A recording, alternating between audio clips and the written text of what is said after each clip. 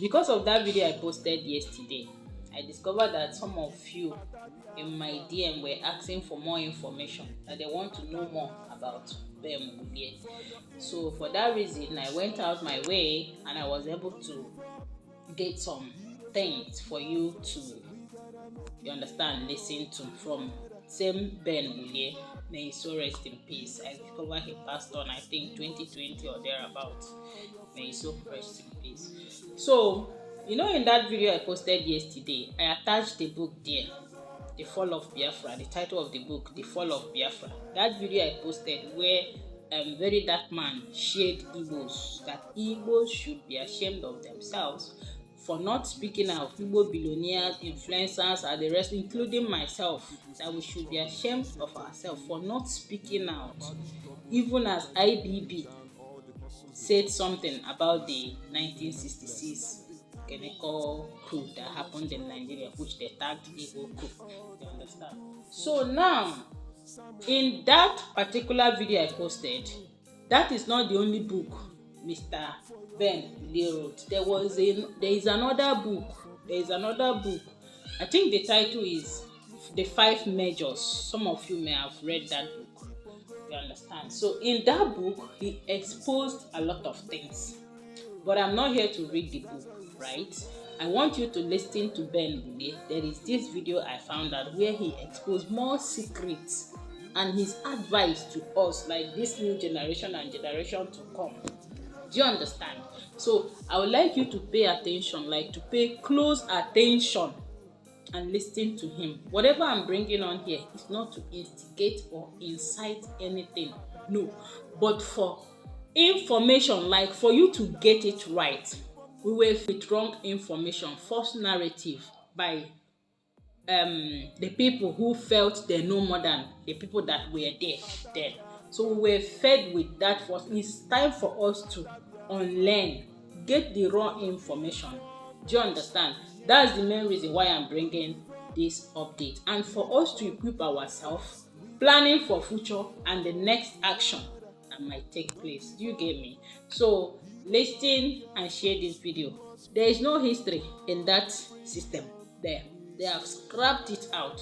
So now we are helping ourselves to get the raw fact. Thank God their own people are giving evidence to what is actually happening right now, because they believe that they fought the war, they did all they did to safeguard Nigeria, to keep Nigeria one. But till date, keeping that Nigeria one is even causing more havoc. That get me? Alright, I've said much. Listen to this interview, raw interview, when he was alive. You understand? Listen and share this video, please. Make sure you share. Affect our unity.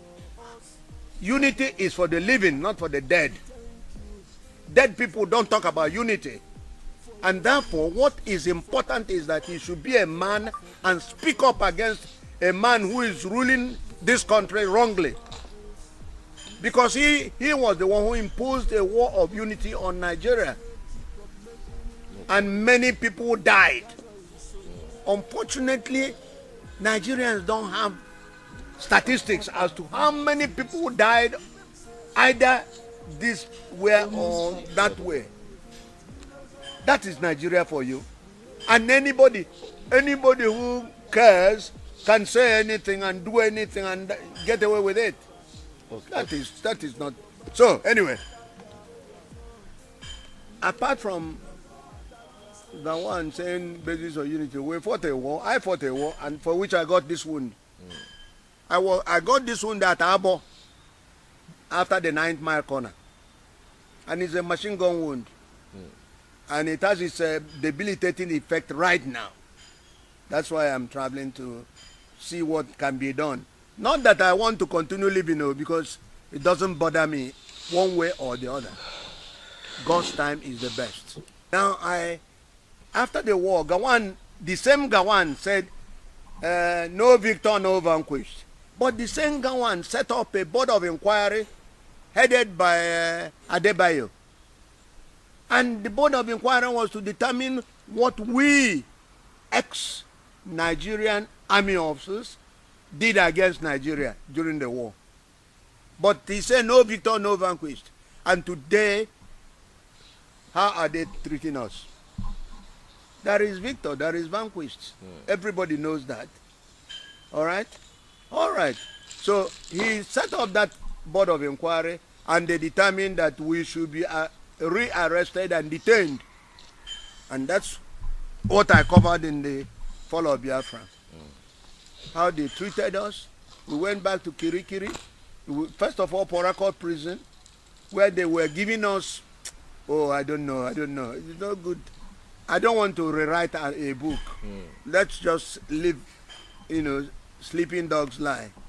So I went to detention 1970, 71, 72, 73, 74. We were in prison. No trial. But thanks to Dr. Tai Solari, you remember him? Yeah. He made a march from Ikene to Lagos, persuading Gawan to release us. There were people outside Nigeria who were bothered about our being continually, Being detained. And even some people went to the United Nations to talk about us.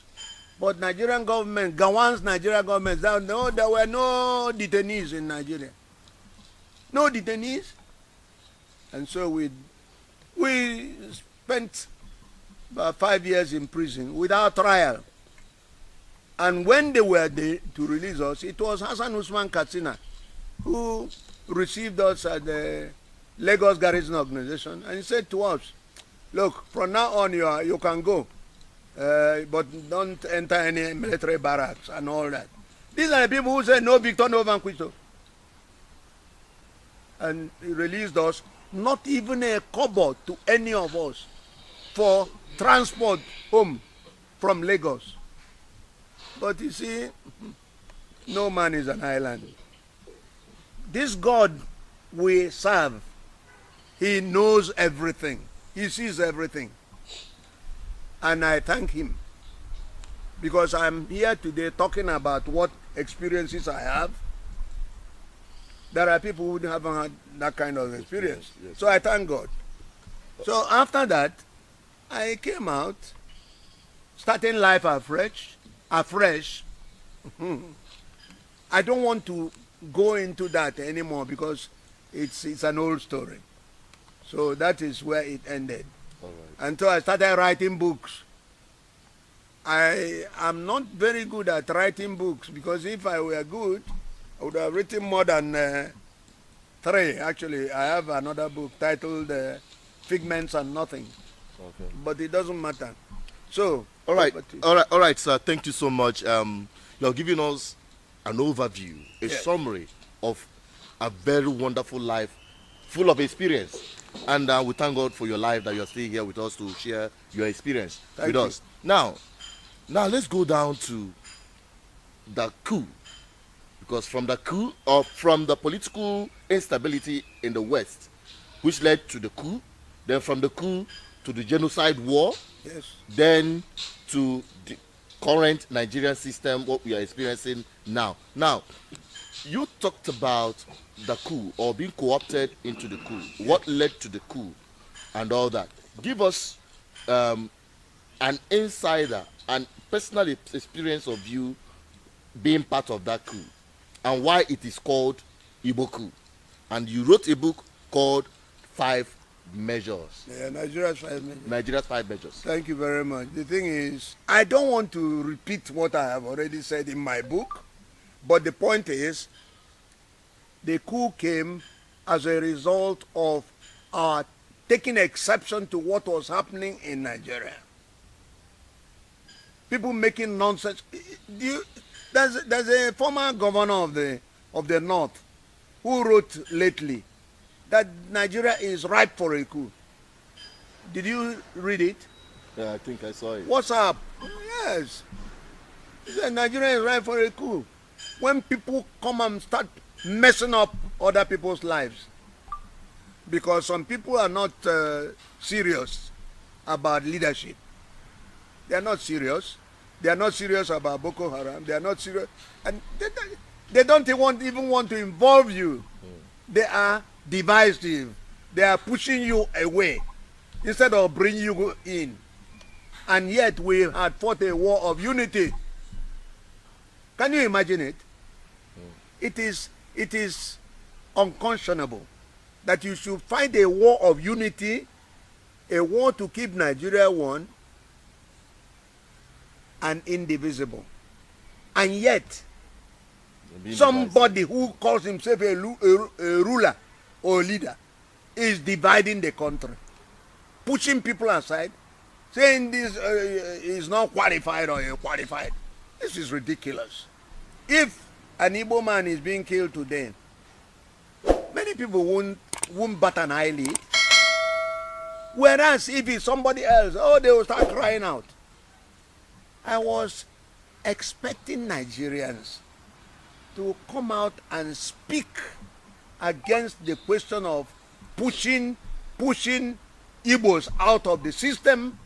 Igbos form a part of the tripoid in this country. You can't push them away. In fact, Igbos form the largest ethnic nationality in Nigeria. And I stand to be corrected. And yet they are being treated as commoners, as though they don't exist. Okay, but you see, let me just say this. Our people say, oh, so the best thing is to ignore all those things and move on. Okay, but why was it called Igbo coup? And who made it Igbo? I have already explained it in my book. It was called Igbo coup from day one. As soon as the coup took effect on the 15th of January 1966, BBC came out with a pronouncement that 5 Igbo majors did a coup in Nigeria, trying to seize power. That is why I wrote a book titled, I wrote this book in prison, Kirikiri, even though we are not allowed to write, but it doesn't matter. So I wrote it, calling it Nigeria's 5 majors. But in the text, I explained that it was a wrong nomenclature given by BBC. In other words, I was castigating BBC for the word 5 majors. Because there were more than 5. There were in fact 8. The thing is, Igbos constituted at that time more than 60% of officer corps of the Nigerian army. So you would expect that most of the people to do a coup against the government should be in Igbo. It was not an Igbo coup. There are other coups in this country after that. You don't name a coup after those in the majority. You should investigate the coup first.